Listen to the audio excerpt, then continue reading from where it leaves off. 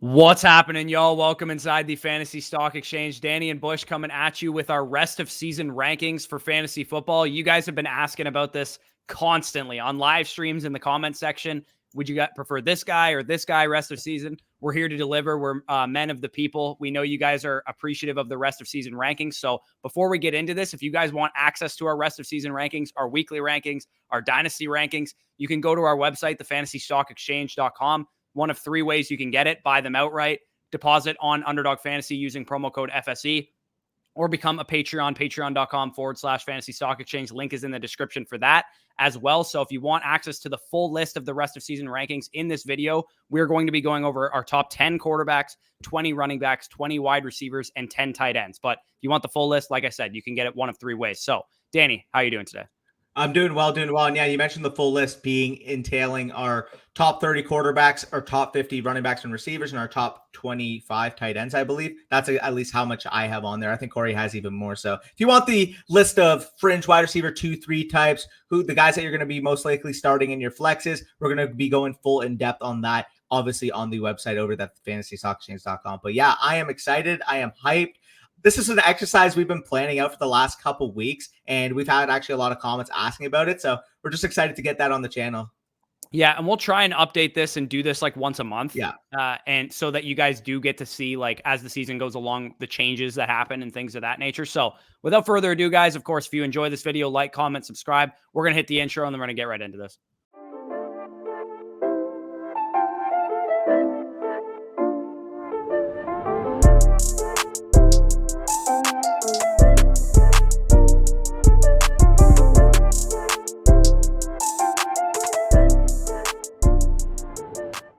Okay, so we're going to start with the quarterback position. And as we go through this isn't going to be like in-depth player analysis. Otherwise, we'd be here for 2 freaking hours. But yeah, what we're going to do is basically go over each tier, talk about, what separates the people in the tier from the tier below it, things of that nature, and kind of just glancing over the order that we have for each position. So on the screen right now, you guys will see our quarterback rankings rest of season. You'll notice that we both have the same top tier of quarterbacks. There's 4 quarterbacks in there. 4 of the 5 quarterbacks that were considered the top 4 or the top 5 quarterbacks coming into the season. The only difference now from then is that we don't have Dak Prescott in that tier anymore, including Danny as a Cowboys fan. I know it's probably surprising for you guys to see that he doesn't have him in that top tier. And in fact, he has him at 7. But let's look over this top tier. Basically, we have a different order. I think anybody could have any order in this tier. Yeah. But you have Kyler at 1. I have Lamar at 1. To me, those are they're rushing quarterbacks. That's why we both have them at 1. And they have a bit more of a safer floor than the other guys. But I'll let you talk about your order and kind of the thought process behind it. Yeah, for sure. And surprising. Obviously, I don't have Dak in that top tier. I'll talk about him in a little bit, but you mentioned I have Kyler Murray at 1. The reason being, obviously, we have seen the full display of rushing and passing that he provides. I just think that he kind of has the best of both worlds. This is a guy that we should see be right around that 300-yard pass per game type of average. And as always, I mean, we know what he's going to do on the ground, 60 yards per game. He's been basically averaging a rushing touchdown per game across these last 2 seasons. When he is fully healthy, I still think that he's the biggest cheat code in fantasy football. But in reality here, these 4 guys that we have at the top are what you call the elite of the elite, the game-winning or league-winning type of quarterbacks that we see on a weekly basis. I honestly, truly believe that in any year of these past 10 years, you could make a case that one of these guys would probably own that quarterback 1 spot. I genuinely see that 25 point per game, 26 point per game type of output rest of the year from these guys. Right. And we talked about this all off season. Basically going into the year, I did an exercise called what makes a league winning quarterback. And all 4 of these guys basically check the boxes. Their physical talent is obviously apparent for all these guys in different ways. All of them have great offenses. All of them throw the ball at a decently high clip. Now with Lamar Jackson and the Ravens throwing the ball a lot more than they were in years past. So Lamar Jackson was my QB1 going into the season. Honestly, everything that I hoped Lamar Jackson would achieve, he's achieved. His passing production to me gives him a safer floor than a guy like Kyler Murray. So that's why I have him at 1, and I have Josh Allen at 2. Obviously, we know exactly what he presents, rushing and throwing. Same with Patrick Mahomes with his elite passing ceiling, and Kyler Murray, the same thing. In all different ways, these guys are the elite quarterbacks. Yeah, and I'll quickly say before we go on to the next tiers is that the difference between these guys and the rest is that with Josh Allen and Patrick Mahomes, you're obviously getting the elite efficiency, the elite passing overall pace of play. You're getting the neutral game script passing of the Bills. You get the efficiency of Patrick Mahomes. And obviously with Kyler Murray and Lamar Jackson, I mean, their rushing floors, their rushing ceilings are just unforeseen. I mean, the fact is, we talked about Lamar Jackson being a quote unquote low volume passer going to the year, which we actually predicted would go up. But this guy's legitimately on pace for 5,000 passing yards and nearly 1,200 rushing yards. So just remarkable. And I alluded to this second tier, but you have it as Herbert Brady. I have it as Herbert to Hurts. And the reason being is I'll actually let you talk about why you see that divide after Brady. Yeah, to me, with Herbert and Brady, you get the volume and the like we talked about with Allen and Mahomes. It's the pace of play, it's the neutral pass scripts. These guys have elite passing floors. Justin Herbert and Tom Brady are going to throw the ball 30 to 40 times a game, and we know they're excellent passers. We know they're great quarterbacks at the same time. Herbert gives you a little bit more in the ways of rushing. Tom Brady is probably going to lead the league in pass attempts this year, so that is basically why I have those guys a touch above Dak Prescott and Jalen Hurts, because I feel like with Dak Prescott, and we can kind of transition right into this tier as well. With Dak Prescott, he's lacking a little bit as of right now in terms of his passing volume. And you've already talked about the fact that with Lyle Collins coming back, that might go back up. The Cowboys' offensive line is definitely a lot better than it was last year. And with Jalen Hurts, you don't get that elite passing ceiling that you do with the other guys. But of course, you do get the rushing floor and a rushing ceiling of Jalen Hurts. So it's a small difference, but I do see it as a bit of a tier break from 5 and 6 and 7 and 8.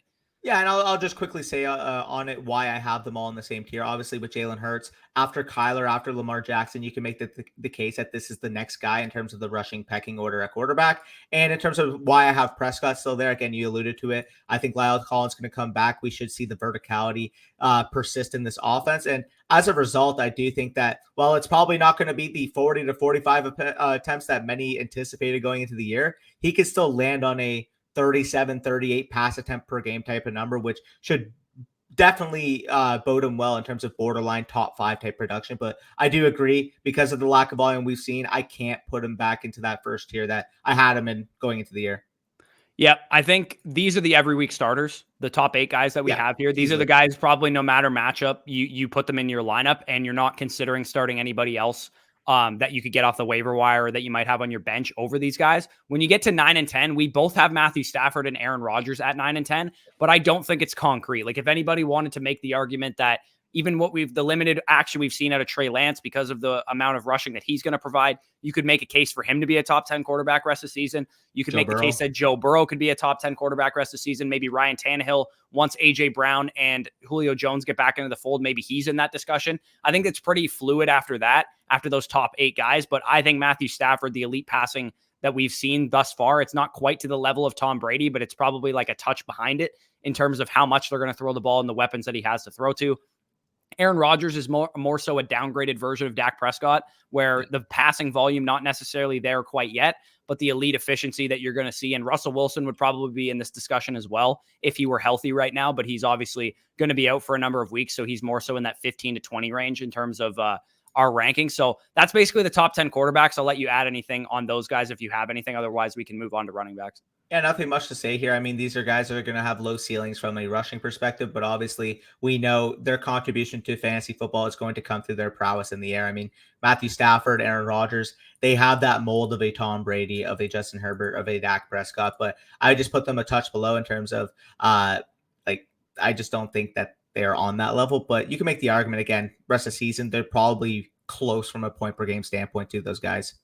Yep. Yeah, definitely don't disagree there. So let's move on to running backs. Of course, we'll spend a little bit more time on running backs than we did on QBs. We're going to talk about our top 20 running backs in terms of rest of season rankings, because I know you guys probably want to hear more about running backs than you do about quarterbacks. So let's start with the top of the food chain, right? We have, coming into the season, we had one guy that standed above all, and that was Christian McCaffrey. We still both have him at 1 coming in to week 6 of fantasy football as we're recording this right now. A lot of people might make the argument that Derrick Henry belongs at 1. We still believe it's Christian McCaffrey. It sounds like he's going to be back this week playing fantasy and being on the field. So Christian McCaffrey, to me, is the perfect, we already talked about him all offseason. He's the perfect example of a wide receiver playing running back from the amount of PPR usage that you're going to get from him.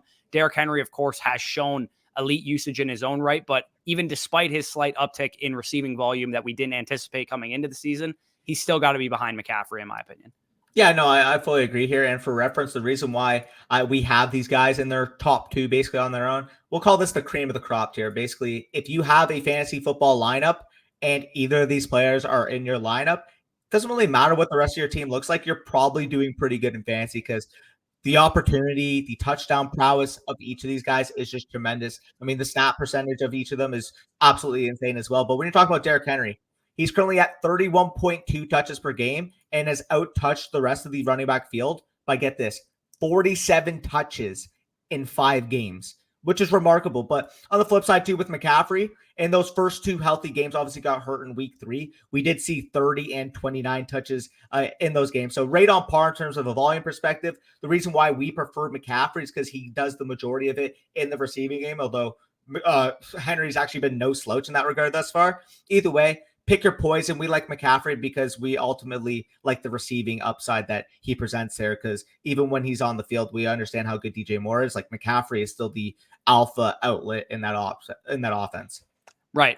So moving off of that elite tier, the cream of the crops, those are the guys that you'd be hard pressed to pry away from somebody in a trade without giving up a whole lot of equity. This second tier is what I would like to call the stud RB1s, but these guys are easier to trade for than the top 2 guys, I would say. So for those of you guys that ask questions in the comments on the trade targets videos, these are the type of 2-for-1 studs that I'm looking for. So if you can trade, Cordero Patterson and a wide receiver like Mike Williams and get up to a Dalvin Cook, get up to one of these stud RB1s that maybe they're not going to give you the level of McCaffrey and Henry, but they're still going to give you 20 point per game potential each and every week. So Dalvin Cook is currently who we both have at 3. Again, sounds like he's going to be recovering from the ankle injury. He could be playing this week. And if he's in the lineup, again, he has a conversation to be in the Derrick Henry, Christian McCaffrey tier. Alvin Kamara, we've seen get back on track from a targets perspective. Austin Eckler is a new addition to this tier. He wasn't in here at the beginning of the season. Zeke Elliott and Saquon Barkley, I have both in this tier as well. You don't have Barkley in here, but you do have Zeke. So I think everybody knows what they're getting in Dalvin Cook and Alvin Kamara. Let's talk about the guys that are new additions to this tier. I'll let you go on whatever one that you want to talk about. Yeah, I mean, we'll each talk about both, but I have Zeke Elliott at 5 and Austin Eckler at 6. Obviously, with Ezekiel Elliott, the main concern coming into this year, we kind of knew what he was going to do. He's going to rush the ball. This offense was going to be tremendous. He's going to score touchdowns. However, we could not have anticipated this type of efficiency. Even as a Cowboys fan, even though I said, Ezekiel Elliott is not as washed as people wanted to make him out to be. Like, I'm people, by the way. This guy looks fresh. This guy's breaking off big gains. This guy's breaking off chunks. Like, he had a rushing touchdown this past week, a 12-yard rushing touchdown where he actually got the edge. He got behind his pullers and he stretched the zone tremendously. And this is not a type of run that you would see from Ezekiel Elliott last year, even the year before. I feel like with the emergence of Tony Pollard playing behind them, combined with the fact that this offensive line is starting to hum and hoe in this rushing game. I mean, the Cowboys are currently 2nd in the league in overall rushing yards per game. This offense is going to be tremendous. Ezekiel Elliott is the lead back for it. And we've seen when this offense gets in crunch time, in that goal line type of situation, Ezekiel Elliott is getting the touches. So I'm confident if this guy's my RB1, there was more question marks going into the year. I think he's all but affirmed those type of question marks that we had on him. I mean, he's currently averaging 20 points per game, which is what I was hoping for. Yeah, exactly. You talked about the efficiency. He's averaging his highest yards per carry since 2016. Like, this is the guy he's 5.3 in attempts right now. The only issue right now is that you're not getting a whole lot of receiving work out of Zeke Elliott. So if you are playing in a PPR league, he maybe takes a bit of a downtick. We are doing these rankings based on half PPR. I think you'd probably agree that Austin Eckler would probably be better rest of season in a full point PPR scoring. I have him higher in a half point as well. So like you said, in terms of rushing right now, Zeke Elliott and Tony Pollard both are in the top 5 in terms of PFF rushing grade. They're both in the top 5 in terms of breakaway runs, 10-plus yard runs. Both of these guys are running well. And as you mentioned, they don't even have Collins out there right now. Yeah. So it might even get better at that point. So Absolutely. Zeke Elliott, I was wrong. I'll admit I was wrong about him. He looks better than he did that I thought he was going to look. It looks better than he did in 2020 and 2019, 2018. He looks like a new guy right now. So he's a guy that I'm, not doubting rest of the season. I think he's an elite RB1. Same goes for Austin Eckler. Austin Eckler is doing it in a different way than Zeke Elliott. He's doing it on the back of receiving work. He's doing it on the back of the fact that he has an elite quarterback, potentially playing like the MVP favorite right now. And Justin Herbert is going to make this guy phenomenal. And the biggest question we had for Austin Eckler coming into this year was, will he get involved in the red zone? I can put the Rich Rebar tweet on the screen right now, but Rich Rebar tweeted out earlier this week, basically, that Austin Eckler has matched his career high in PPR points inside the red zone in 5 games. So Austin Eckler is fully involved in the goal line work. That was an Anthony Lynn problem, not an Austin Eckler problem. Again, I was wrong about that. I liked Austin Eckler coming into the year, but I didn't think he had that top 5 ceiling because of that goal line involvement, and we've seen that concern kind of dissipate. No, I fully agree. And it's funny that we're talking about it like this because he's currently like the RB2 in PPR. So it should be obvious for the most of the people that have been playing fantasy thus far this year. But we talked about it going into the show. We didn't know how our rankings were going to suit out. From 3 to 6 for me, I argued Austin Eckler versus Dalvin Cook at 3. Austin Eckler versus Alvin Kamara at 4. Like, this is a genuine conversation in this rank of your tier. And honestly, after these guys, I have a lot more question marks about me personally 7 on, you personally 8 on. Like, it's genuinely outside of obviously those top 2 guys that you can trust on a week-to-week basis to give you 20, 25, possibly 30 points. We have seen the ceilings from each of these guys, and it's week winning. Yeah, exactly. And you kind of alluded to it. I have Saquon Barkley in this tier. Again, we know that Saquon Barkley is probably going to be out for this week and next week. Presumably, he'll probably be back after that. Maybe he's out for like an additional week on top of that. But to me, before Saquon went out, he showed that he was back. He showed that he was back to his full explosiveness, full allotment of routes. He gets everything. And another thing that we should classify this tier as you get all of the work. You get the early down work, you get the receiving work, you get the 2-minute drill snaps, you get the long down and distance, short down and distance, goal line. All these guys in these tiers get everything. And Saquon Barkley was in that conversation as well before he got injured. So the 2-week injury, 2 to 3 week injury that he's going to have, maybe it demotes him a tier. It doesn't demote him a tier for me, but he is coming in at my number 7. Had he not gotten injured, he might be number 4 or 5 on my list. Yeah, no, that's definitely fair. Again, if he was not hurt on my list, he probably would be my 7 overall right now. I mean, that tier is so subjective, but either way, as you guys will see on the screen, I do have him at 10, but that's only because we're expected to miss him for a few weeks. So we can move on. Speaking of these orange tier, you guys probably see this weird ass color. What the heck is this tier going to represent? These are your back end RB1s. These are your guys that should boom on certain weeks, have either receiving upside or overall upside in terms of touchdowns, but have more question marks, in my opinion, than the guys that we have currently in that second tier. And for each of us to start this tier, it's going to be Aaron Jones, running back from the Green Bay Packers. I'll let you take it away with him so far. Yeah, with Jones, it's really a question of volume for him because he does have A.J. Dillon taking away a good portion of carries. For Jones, he also gets receiving volume, but he doesn't get like Austin Eckler, Alvin Kamara receiving volume, or even like a guy like Najee Harris or DeAndre Swift, who we're going to talk about in a second. So Aaron Jones is kind of in this tier based solely on his talent and the offense that he plays in. It doesn't really have too much to do with like his workload, because if you stack him up in terms of weighted opportunities, I might even just pull up what he is currently in the league right now in terms of weighted opportunities, but I highly doubt he's in the top 5 at running back right now. Yeah, no, he definitely is. And I actually have the opportunities per game right here. You can obviously allude to the weighted, but in terms of overall opportunities per game, he's currently behind guys like Darrell Henderson, Antonio Gibson, Ezekiel Elliott, Austin Eckler, even David Montgomery before he went down. Like, he's only averaging just over 17 touches per game thus far. And obviously with A.J. Dillon breathing down his neck, obviously with the fact that this team will still throw the ball in the red zone, we have seen multiple times that Aaron Rodgers, he may not pass for a ton of yards, but guess what? Once it gets a goal line situation, like 80% pass rate inside the 5-yard line right now. Like, it's insane. So I fully agree. Again, if he starts getting that inside the 5 type of rushing volume, as if he starts getting that overall receiving volume ticked up, I mean, I can definitely see him in this next installment working into that second tier.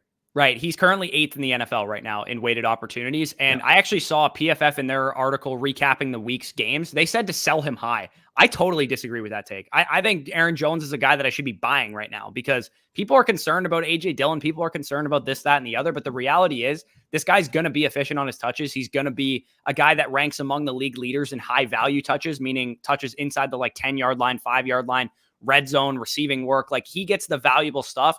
And we can move on to the next guy who also is basically just a carbon copy of Aaron Jones in DeAndre Swift, except DeAndre Swift, the thing that differs him from Aaron Jones is he gets a little bit more receiving work, but he's in a bit worse of an offense. So it's kind of just like a net neutral situation to me. These guys are like neck and neck for me rest of the season. I don't know. What are your thoughts on Swift? I fully agree. And again, to be fair, bit worse of an offense is probably one of the understatements of the year. But however, he does get a lot more receiving volume. The weighted opportunities, obviously, with DeAndre Swift, you're going to get the 6 to 8 targets per game, and he's one of the more efficient backs in the league. So I fully agree. He's breathing down Jones's neck. The next two guys we're going to talk, or next two guys for me that I want to talk about, Najee Harris, Saquon Barkley. Obviously, with Saquon Barkley, he would be higher for me if he wasn't hurt. 10, still good, still in the third tier. He's still a guy that I would prefer over these next guys, but the injury will knock him down that tier for me personally. And Najee Harris, it's hard to argue this guy's volume. I mean, he's basically Joe Mixon if Joe Mixon was getting a shit ton of targets. And with the recent news of Juju Smith-Schuster expected to miss the season, those intermediate targets are going to keep getting funneled to Najee Harris as Ben Roethlisberger starts to realize he is a washed quarterback, which if he hasn't already, I don't know how he hasn't. But either way, I like Najee Harris. Again, he's not going to be the most efficient, but the receiving volume obviously is going to be able to prop him up. Right. And that efficiency can lead him into that green tier that we have, because we saw him last week become more efficient and he was good on the ground. I think he averaged over 5 yards a carry last week.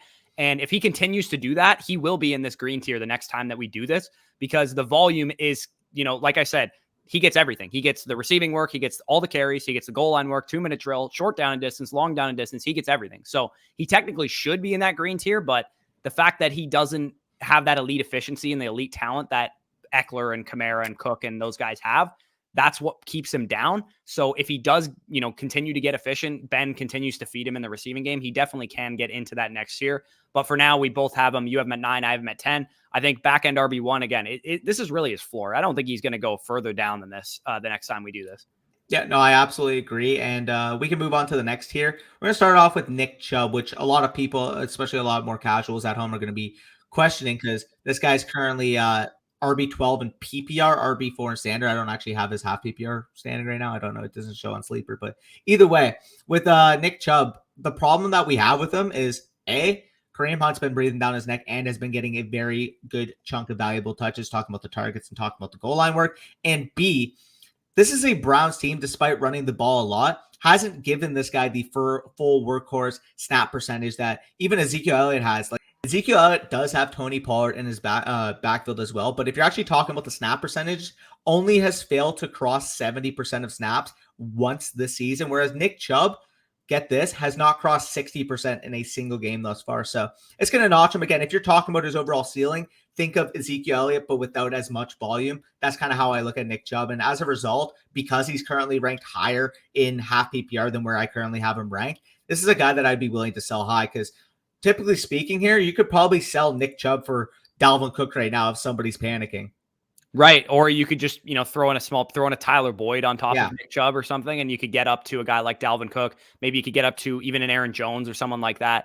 Yeah. So, yeah, I agree with you. I have Nick Chubb at 11. It's pretty much because of how good he is, not necessarily. Exactly. I would call this whole tier, this blue tier that we have here, this is the something's missing tier, basically, because Nick Chubb, something's missing. It's receiving work. That's what's missing from his overall share of his backfield. Jonathan Taylor, it's the same thing. He has Nyheim Hines there. Antonio Gibson, really the same thing also, except I would say Antonio Gibson might even be a little bit ahead of Jonathan Taylor and Nick Chubb. He just is missing the 2-minute drill snaps and the long down and distance snaps that J.D. McKissic is going to take away from him. So, of course, you guys know coming into the season, we were huge Antonio Gibson believers. We thought he had a chance to be into that green tier, potentially even to that yellow tier coming into the year. But Antonio Gibson is falling victim to J.D. McKissic once again, but what we've seen from him is exactly what his floor was. So his floor really is a high-end RB2, low-end RB1 type, and that's where it looks like he's going to stay for the rest of the season, assuming he can stay healthy. Maybe you move him to the bottom part of this tier because of the shin splints that he's dealing with, but Joe Mixon and James Robinson, we can move on to those guys if we want to talk about them. Yeah. Joe Mixon is at the lowest point in this tier for me at 14. Or the second lowest point, I suppose, because the thing that's missing for him is efficiency, really, and talent. That's the thing that's missing for him. And to me, I value that the most out of anybody, because Joe Mixon is going to get more volume than Nick Chubb, Jonathan Taylor, Antonio Gibson, probably even the guys in the orange and some of the green tier as well. But Joe Mixon has already been dealing with injuries as a result of such high volume that he's getting. And two, he doesn't have the efficiency and the ability to show me that he is an elite RB1. Basically, what Joe Mixon is a back-end RB1. It's exactly what I thought he was going to be going into the season, but the difference is he's at 14 instead of at a back-end RB1 price right now because he's already dealing with injuries. Yeah, no, absolutely. And he is exactly who we thought he was. I just think of that meme, like, they are who we thought we were, and we let them off. That's exactly what Joe Mixon is. Again, the fantasy community always wants to say, oh, yeah, this guy's a high on RB1 on his upside. What upside are they referring to? When has he ever done that? Honestly, like this, you know what you're going to get? You're going to get an inefficient back that gets 20 to 25 opportunities per game. And that's Joe Mixon. Like if Joe Mixon or if Antonio Gibson was getting Joe Mixon's workload, like Antonio Gibson would be a fringe top 5 back. Dude, DeAndre Swift might be the best running back in fantasy if he got Joe Mixon's workload. Absolutely. So we can quickly talk about these last guys and then transition to our wide receivers because we kind of have been going on a little too long. But these next guys we have, I have Henderson, Fournette, Hunt, Montgomery, Edmonds. You have it as Fournette, Hunt, Edmonds, Jacobs, and Henderson. So the only real difference here, obviously, I have David Montgomery in my top 20, and you have Josh Jacobs, oddly enough, both in the same draft class. Yeah, real quick, I just want to mention quickly about James Robinson because we didn't talk about him. The only difference for him is really that Carlos Hyde is in that backfield. He's going to take away some work, but more or less, James Robinson and Joe Mixon are interchangeable for me. Same goes with Antonio Gibson. Honestly, I think those guys are all kind of similar. But on this last tier of running backs, again, there's probably multiple things missing for these guys. But Leonard Fournette, to me, he's at the top of this tier because he's in the best offense and he does get the majority of the work in his offense. He gets all the carries, he gets the receiving work he gets most of the receiving work, doesn't get all of it because Gio is still involved, but he has started to take over the 2-minute drill and the long down and distance work from Gio Bernard. And of course, we know he has a chance to score a touchdown every week because his offense is just that good. So Leonard Fournette to me stands alone at the top of this tier just because I'm getting a workhorse back more or less in a great offense versus with Kareem Hunt, he's not quite getting the usage that you'd want to see from a back of his caliber. Chase Edmonds, not quite getting the goal line work and some of the carry work that you'd want to see. But he is in a great offense in his own right. And then Josh Jacobs, Darrell Henderson, I just don't trust to hold up to a full workload. I know he's getting like his workload's top 10 in the NFL right now, top 6 in the NFL, maybe even. But he doesn't strike me as a guy. He's similar. He's kind of just like Joe Mixon light. He gets a really good workload, but I don't trust the ability of the player to stay healthy and to do a lot with his workload, despite the offense that he plays in. So that's kind of my detractor from Darrell Henderson. And Josh Jacobs, the reason I have him this high is because we've seen now in back-to-back weeks, he's gotten the target share that we never saw to Josh Jacobs, and he's getting the primary back workload that you want to see from the Raiders running back. Now, maybe this changes now with John Gruden gone. Maybe they change how the offense is going to run. But as of now, I think Josh Jacobs is a firm RB2. Yeah, no, it's definitely close. And in terms of my tier, the reason why I'm obviously higher on Henderson is he kind of reminds me a similar situation to what Fournette is. Obviously, the main back on what should be one of the better offenses in the league. The only difference, obviously, I believe in the player a little bit more, and I believe in his ability to hold up. I think once he comes back from injury, he'll be fine. But either way, again, this RB2-3 range is super, super subjective. And at this point, a lot of these guys, apart from maybe Fournette, because his value isn't quite there with the consensus just yet, a lot of these guys are sells. I mean, Henderson's a sell for me. Kareem Hunt, he's performing as, I think, a top 7 overall running back right now in half PPR. You could probably net a good amount for him. And overall, they're just not really guys that I like having on my team because these are the most replaceable type of running backs.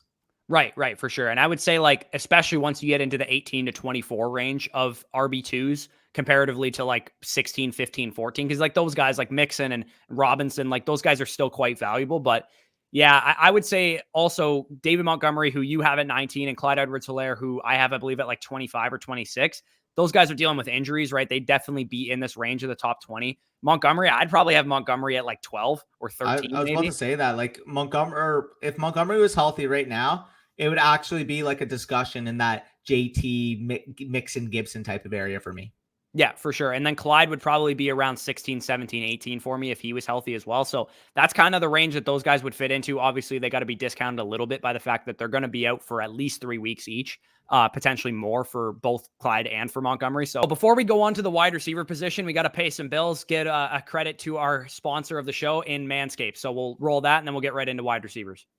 Taking a break before we talk about players who catch footballs, a word on how you can protect your own balls. This video today is brought to you by Manscaped, the premier brand for men's grooming below the waist. With the world starting to open back up, the Performance Package 4.0 has you fully covered. The brand new Lawnmower 4.0 is quite literally the biggest X factor in men's grooming currently available, offering a Devontae Adams-like impact to your manly parts. Manscaped has you fully covered.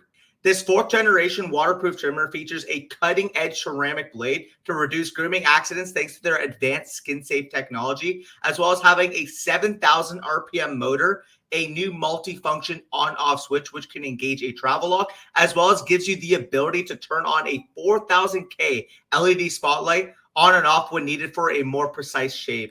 Included in this Performance Package 4.0 is your Weed Whacker to fulfill your ear and nose hair needs, Crop Preserver Ball Deodorant, Crop Reviver Toner, and a slick and comfortable addition to the package with Performance Boxer Briefs and a travel bag. In addition to the Performance Package 4.0, Manscaped is proud to also introduce their all-new Crop Cleanser. Have you smelled Manscaped Refined Body Wash?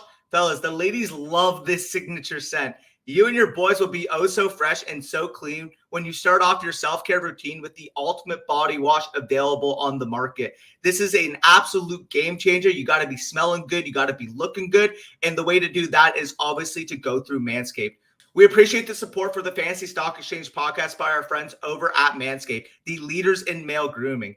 Join over 2 million men worldwide who trust Manscaped for their shower time routine by going to manscaped.com for 20% off and free shipping with code BUSH. That's right, 20% off with free shipping if you type in code BUSH at checkout. Stiff arm those pubes out of the playoffs this year with Manscaped and make sure your balls are worth catching.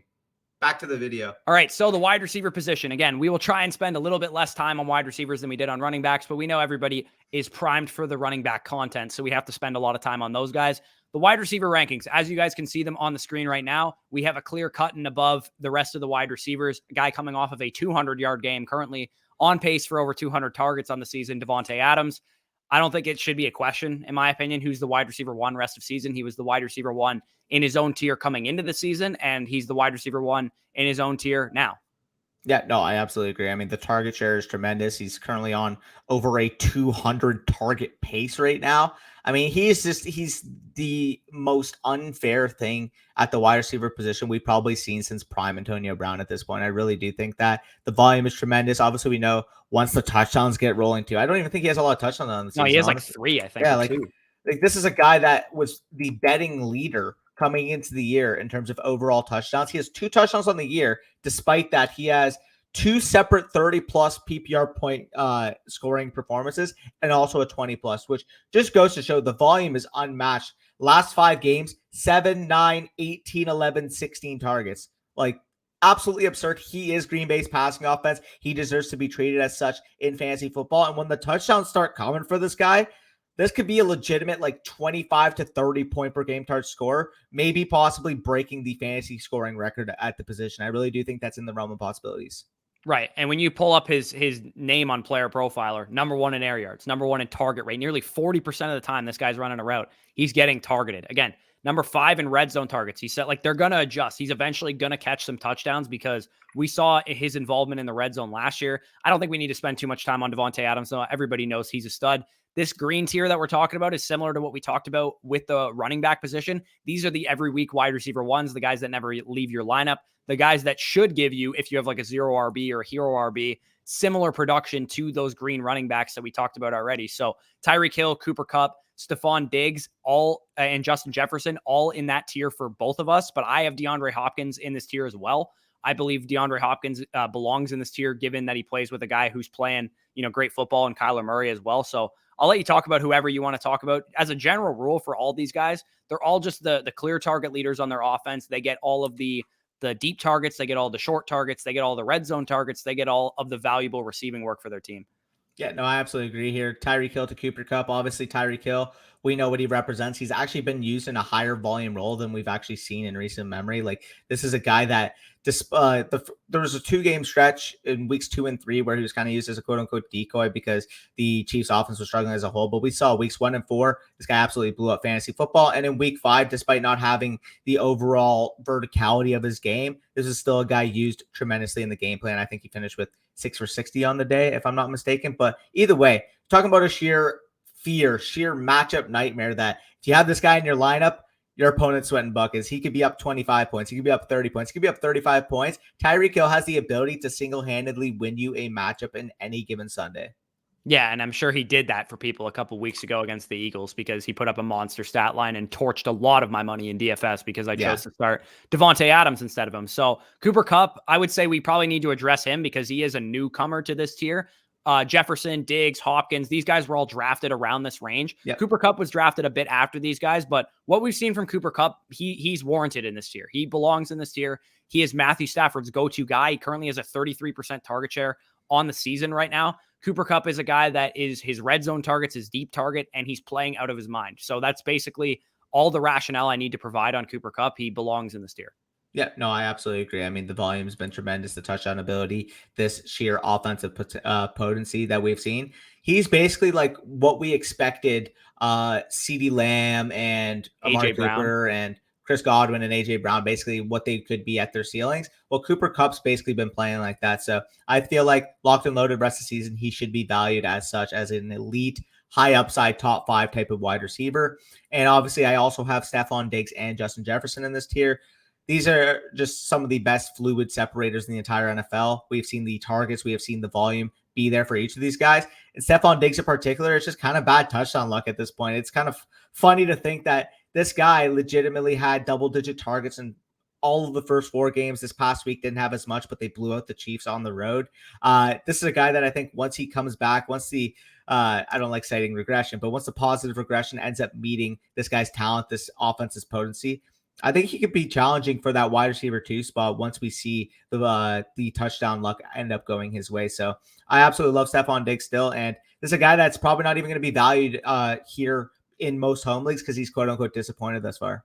Yeah, I definitely don't disagree with that take. So moving on to this orange tier, these are like the back end wide receiver ones, the guys that are still very good, but they might be missing something here and there. They don't quite have the elite quarterback that some of those elite guys have. DJ Moore, Mike Williams, Terry McLaurin, DeAndre Hopkins, you have in this tier, Calvin Ridley. I have Metcalf and Keenan Allen in this tier as well. So a couple guys, I think we can skim over Metcalf. Obviously, he'd be higher. He'd probably be in the green tier for me if Russell Wilson didn't get injured. Terry McLaurin, also, we know what's missing in his case. It's quarterback play. If he had a better quarterback, he'd be in the green tier for sure. Calvin Ridley, he's, again, one of the biggest buy low candidates in fantasy right now. He just quite hasn't put it together yet this season in terms of the big plays and the touchdowns. I swear to God, this guy gets pass interference every time he gets a deep target. If you're worried about Calvin Ridley, the only main concern I have obviously is going to be the potential offensive potency, because I don't think the Falcons are a very good team. But if you're worried about what Calvin Ridley's role is in this offense, 8 targets, 10 targets, 11 targets, 13 targets. We talked about how crazy Devontae Adams' volume is. Well, Calvin Ridley's one of the elite target getters in the entire NFL, currently averaging over 10 targets per game, which is just absolutely nuclear. Once we do see, obviously, the touchdowns come, the efficiency come, he hasn't really been on the same page with Matty Ice thus far. I do think this is a guy that could find his way into that green tier if things start clicking. Yep. And so let's focus on the guys that are like newcomers to this tier. So DJ Moore and Mike Williams are clearly the 2 biggest examples of that, because Keenan Allen, like Metcalf, Ridley, McLaurin, these guys were all drafted in the early 3rd round, mid 2nd round in some cases. So these guys are expected to finish here or be at this point.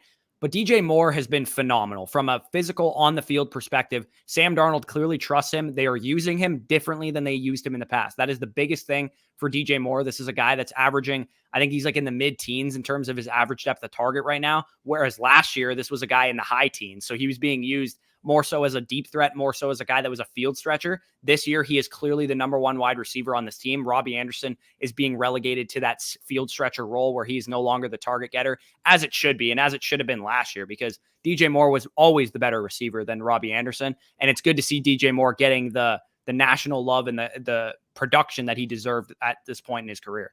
It's so funny because we're legitimately a year off of DJ Moore's breakout. I mean, I remember last year I had him as my wide receiver 6 going into the year, and guess what? He's currently my wide receiver 6 rest of the season. Now we are seeing him emerge into that alpha number 1 wide receiver.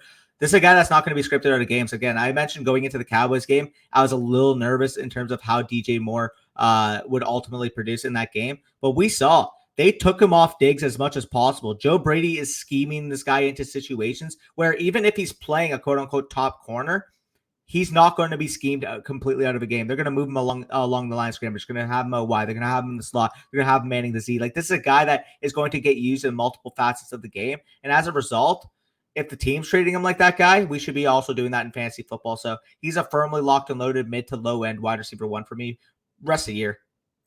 Yep, I don't disagree. And again, the biggest surprise of this season has been Mike Williams, the guy that is both a top 8 receiver for us. And I don't think it's an overreaction. I think Mike Williams belongs here. I think he is playing like an elite wide receiver 1 in fantasy. Of course, we know that he has a big time benefit in the fact that Justin Herbert is playing like an MVP candidate. They throw the ball at a top 5 rate in neutral pass scripts. They run a top 5 offense in terms of pace of play. Everything is there for Mike Williams to even be, we might even be too low on him right now because he's currently the wide receiver 1 in half PPR right now. Yeah, no, he's been absolutely tremendous. We've seen really only one stinker from him, obviously, on Monday Night Football against the Raiders. But if you were to discount that game, again, 1 for 11, you're not going to be too inspired by that performance. 8 for 82 and a touchdown, 7 for 91 and a touchdown, 7 for 122 and 2 touchdowns. And then this past week, 8 for 165 and 2 touchdowns. Like, he's genuinely been a Devontae Adams level producer thus far this year. That's the type of ceiling we've seen from him. Now, do I think he's going to be Devontae Adams this season? Heck fucking no, because I don't think anybody else is going to be. But we have him in the orange shirt right now at wide receiver 7 for me, wide receiver 8 for you. But that's only because we're still kind of concerned over the fact that, Mike Williams hasn't done it before. Is he going to keep continuing it? If he was, let's just say his name was freaking DeAndre Hopkins. Let's say his name was DK Metcalf. Let's say his name was a guy that we've seen. Say his name was his teammate. Heck, if his name was Keenan Allen, he would be firmly entrenched in that 2 to 5 green tier. I truly believe. Yeah, I don't disagree. I think he definitely would belong in that tier. Again, we're just a little bit skeptical right now. I can't put him ahead of Jefferson. I can't put him ahead of Hopkins or Diggs because I haven't seen him do it before. But a month from now, maybe he is ahead of those guys. Maybe he is still producing at this elite level. And it wouldn't shock me with the way that Justin Herbert's playing. So we can kind of skim over this blue tier because it is a massive tier. There's probably the guys outside of our top 20 right now that would also fit into this tier because these are just the wide receiver 2s. I'm just going to call them wide receiver 2s because they're all good in their own ways, basically. Chase, of course, he's going to be the elite efficiency, the touchdown scorer, the big play threat. Chris Godwin, high target getter. Mike Evans, kind of similar to Jamar Chase, touchdown scorer, big play threat. Amari Cooper, again, another high target getter like Chris Godwin. Deontay Johnson, target getter. A.J. Brown, big plays and touchdowns. Deebo Samuel, big plays and touchdowns. CeeDee Lamb, big plays and touchdowns. They all kind of do their own thing. So do you have any specific guys that you want to talk about? Because there are some guys here that we didn't expect to be, and probably the rookie wide receiver being the biggest example. Not really much. I want to say the only thing I will say, obviously, like comparatively between me and Corey, I kind of have the Cowboys rated higher. He kind of has the Bucks rated higher there. Obviously, with Evans at 15 for him, Evans at 20 for me, and then CeeDee Lamb at 17 for me, Lamb at 20 for him. Now, the reason why I have the Cowboys, again, obviously a little bit higher is, as I alluded to, I do think this is a team that is going to start throwing the ball a little bit more than that they have been. They've only been averaging about 33 and a half passing attempts per game. I think that once Lyle Collins comes back, we should see the verticality in this offense catch up. And yeah, anything else you want to add about the Bucks there? Because I think either way, I mean, it's very subjective between, as I mentioned, 11 and like 24. Yeah, I just view them as so safe, Chris Godwin and Mike Evans, because the passing volume of this Bucks offense is going to allow for these guys to be weekly wide receiver 2, wide receiver 1s, depending on matchup. And I think all 3 of these Bucks receivers can eclipse 1,000 yards easily. I think all 3 of these Bucks receivers have this capability to score 10 plus touchdowns each. So these guys are just safe. That's pretty much like they definitely could finish lower than this as a result of some other guys like hopping over them. But I don't anticipate either of these guys really finishing outside the top 20, 24 receivers for the rest of the season. Deontay Johnson obviously might even be a little bit too low right now because of the Juju news. He's going to get absolutely peppered, basically.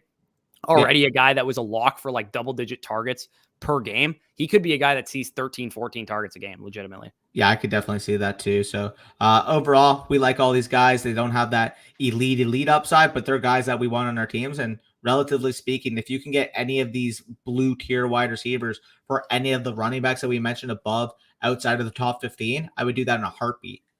Yeah, exactly. Because those guys are definitely safer than some of the Darrell Hendersons and guys that we talked about before in that running back tier. So we can move on to tight ends. Again, we'll keep tight ends short. Everybody knows who the good tight ends are. But at the top of the tight end list, we both have Darren Waller and Travis Kelce in the same tier. You can make the argument that Travis Kelce belongs in a tier of his own. But Darren Waller, again, I've talked about him on Tuesday as one of the biggest buy lows in fantasy. I still believe he's an elite tight end, even without Gruden there. Yeah, no, I fully agree. I mean, the target share you got there, obviously the passing volume hasn't been there recently, but this is still a team that in neutral situations is going to throw the ball. We've seen thus far this year, and the number one target, not even close on that team, is going to be Darren Waller. So I do agree. Now, you could again make the argument that Kelsey should be a little bit higher, but in terms of pure volume, these guys are on the same level. It's just if you value Kelsey higher, sure, we're not going to argue it too much. For sure. Now, going into the second tier of tight ends, obviously Kyle Pitts with his breakout performance, I think he's firmly entrenched as the tight end 3. Obviously, if George Kittle were healthy, maybe it's a different discussion. Mark Andrews, TJ Hawkinson, and George Kittle kind of fill out this tier. Again, I don't know where we'd have George Kittle if he was healthy right now. Where would you have him if he was healthy? Would you have him ahead of Pitts or would you have him at 4? I'd have him at 4 probably. Yeah. I think I'd have him at 4 as well. I think what we've seen out of Pitts, the usage is better than we get out of Kelsey or out of Kittle. Kittle is in line more often than not. We know Kittle is a great blocker. They have no problems leaving him into block, and that hurts his fantasy ceiling, unfortunately. It doesn't make him any less of an actual NFL tight end because, of course, he's a better tight end than Pitts right now. But Kyle Pitts just is treated like a wide receiver, and that's hard to come by at the tight end position, and that, to me, makes him the tight end 3. Yep, absolutely. And obviously the rest of the tier, you got Andrews and Hawkinson in as well. They're kind of making their hay on different regards. Hawkinson, number one target in Detroit, basically him and DeAndre Swift have been running the show. And then with Mark Andrews, you get obviously a better offense and more touchdown upside with the Baltimore Ravens there. Yep, for sure. And then the next 2 guys that we have here, and I think you could make the argument that Gronk might even belong in this green tier if he were healthy, but he is dealing with a rib injury right now. We don't know for sure when he's going to be back. They play on Thursday night tonight as we're recording this. So maybe Gronk is back off the 10-day rest in week 7. But I think Gronkowski, I have him at 8. You have him at 9. Him and Noah Fant, to me, stand alone as like they're still every week starters, but they're not like borderline elite tight ends like the green tier.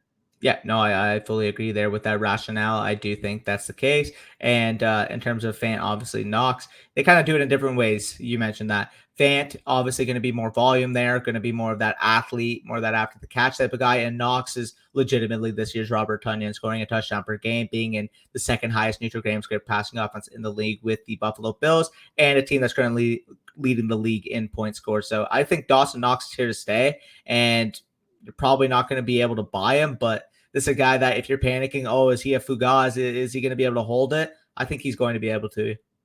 Yeah, I don't disagree there. I personally would try and trade him for a better tight end in the upper tiers, but if you can't, absolutely, I think you're fine holding Dawson Knox as well. So Noah Fant, like you said, he's running, I think he ran season highs in the last 2 weeks, 86% of the routes in week 4 and then 91% in week 5. Now, Jerry Jeudy's coming back soon. Maybe that dings him a little bit. Maybe we should have accounted for that, moving him down a little bit. I could see him going as low as 9 or 10, but I still think he's a pretty safe option. We know he's got the athleticism. We know he's getting the targets right now. And like you said, Knox is basically this year's Robert Tonyan. The final guy we have different. I have Schultz at 11. You have him at 10. I'm sure you have Higbee at 11 as well. I have Higbee at 10 simply due to the touchdown upside and the fact that Michael Gallup will be coming back soon, which might hurt Dalton Schultz a little bit. So I'm assuming your rationale on Dalton Schultz is the pass volume of the offense, which I'm imagining you're about to mention right now. But what do you see any kind of difference between these guys? These are still tight end 1s to me. Rest of the season is basically how I view them. Yeah, I'm just like, again, you can argue that in terms of like quote unquote